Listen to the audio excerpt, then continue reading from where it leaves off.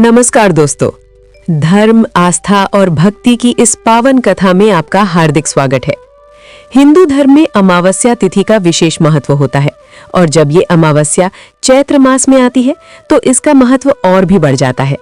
इसे पितरों को समर्पित दिन माना जाता है। आज की ये कथा हमें सिखाएगी कि कैसे पितरों की कृपा से जीवन के कष्ट दूर हो सकते हैं। तो आइए श्रद्धा और भक्ति के साथ सुनते हैं चैत्र अमावस्या व्रत कथा। बहुत समय पहले की बात है। एक सुंदर और समृद्ध नगर में एक ब्राह्मण परिवार रहता था। उस ब्राह्मण का नाम हरिदत्त था। वो अत्यंत धार्मिक, सत्यवादी और दयालु स्वभाव का व्यक्ति था। वो प्रतिदिन भगवान की पूजा करता, गरीबों की सहायता करता और सच्चाई के मार्ग पर चलता था। लेकिन इतना धर्म करने के बावजूद उसका जीवन कष्टों से भरा हुआ था।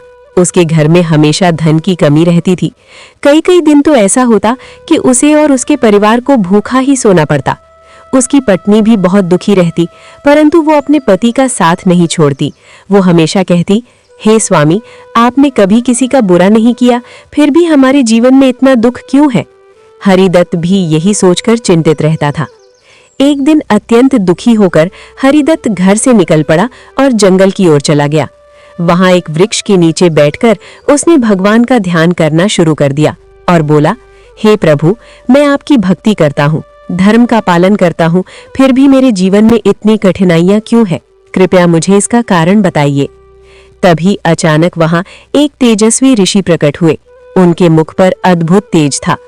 हरिदत्त ने तुरंत उठकर उन्हें प्रणाम किया और अपनी सारी व्यथा सुनाई। ऋषि ने ध्यान लगाकर कुछ समय तक मौन साधा, फिर बोले, हे ब्राह्मण, तुम्हारे दुखों का कारण तुम्हारे पूर्वज हैं। तुम्हारे पितृ तुमसे अप्रसन्न हैं। हरिदत्त आश्चर्यचकित हो गया। हे मुनिवर, मैंने तो कभी अपने पितरों का अनादर नहीं किया, फिर वे मुझसे क्यों नाराज हैं? ऋषि बोले, हे पुत्र, केवल सम्मान करना ही पर्याप्त नहीं होता। पितरों की शांति के लिए तर्पण, श्राद्ध और दान करना भी आवश्यक है। तुमने इन कर्तव्यों की उपेक्षा की है, इसी कारण वे अप्रसन्न है। हरिदत्त ने हाथ जोड़कर कहा, हे गुरुदेव, कृपया मुझे उपाय बताइए जिससे मेरे पितृ प्रसन्न हो जाएं। ऋषि बोले, चैत्र मास की अमावस्या के दिन तुम व्रत रखो। प्रातःकाल उठकर पवित्र नदी में स्नान करो। अपने पितरों के नाम से तर्पण करो। ब्राह्मणों को भोजन कराओ और गरीबों को दान दो। पूरे दिन श्रद्धा से भगवान का ध्यान करो। ऐसा करने से तुम्हारे पितृ प्रसन्न हो जाएंगे। हरिदत्त ने ऋषि की बात को हृदय से स्वीकार कर लिया। चैत्र अमावस्या का दिन आया। हरिदत्त और उसकी पत्नी सुबह सुबह उठे। उन्होंने पास की नदी में जाकर स्नान किया। पूरे विधि विधान से पितरों का तर्पण किया। उन्होंने अपने सामर्थ्य के अनुसार ब्राह्मणों को भोजन कराया और गरीबों को अन्न, वस्त्र और दक्षिणा दी। पूरा दिन उन्होंने भगवान का स्मरण किया और व्रत रखा। कुछ ही दिनों बाद उनके जीवन में चमत्कारी परिवर्तन होने लगा। जहां पहले घर में गरीबी थी, वहीं अब धीरे धीरे धन आने लगा। उनके घर में अन्न की कभी कमी नहीं रही। परिवार में खुशियां लौट आईं। एक रात हरिदत्त को स्वप्न आया। उसमें उसके पितृ प्रकट हुए और बोले, हे पुत्र, हम तुमसे प्रसन्न हैं।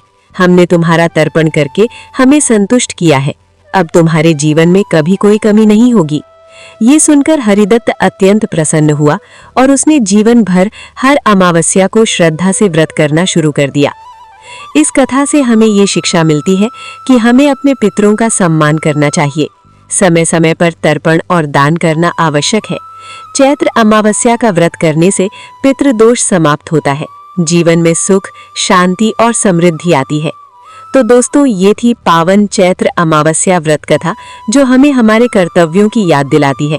यदि हम सच्चे मन से इस व्रत को करें और अपने पितरों को याद करें तो वे हमें आशीर्वाद देते हैं और हमारे जीवन के सभी दुख दूर हो जाते हैं। आप भी इस चैत्र अमावस्या पर व्रत रखें, दान करें और अपने पितरों को श्रद्धांजलि अर्पित करें। अगर आपको ये कथा पसंद आई हो तो इसे अपने परिवार और मित्रों के साथ जरूर साझा करें। धन्यवाद।